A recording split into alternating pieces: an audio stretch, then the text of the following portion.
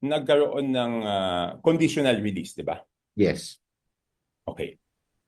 So, noong hindi mailabas yung conditional release, yun ang, sa tingin ko, nung time na yon, yun ang iniisip kong nagtulak Mm.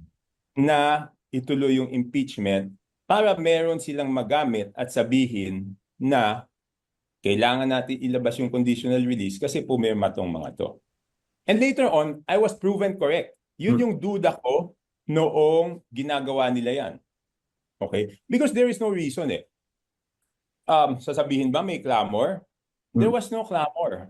Ang sinabi nila, alam ko, ang sinabi nila kay Presidente was hindi nila mapigilan yung clamor.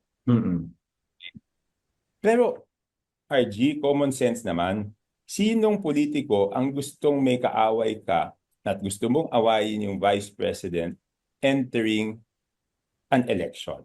Yes. Number one. Number two, lahat naman ng politiko ay humihingi ng suporta sa Iglesia ni Cristo.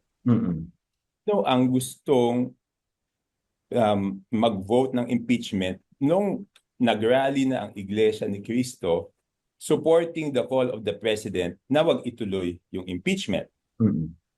Number three, yung Presidente ayaw niya talaga nung impeachment because on the day of the signing of the impeachment, I had a meeting with him na nagkataon, yun yung nagpipirmahan, natapos kami mag-meeting, tapos na yung pirmahan, he did not even talk to me about it.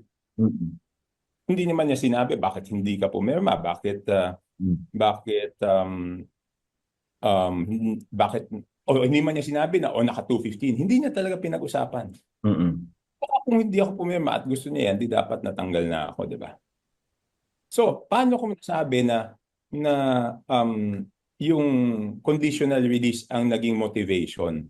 Kasi nung hino-hold na yung mga conditional release, kinausap ako ng dalawang tao ni Speaker. Okay?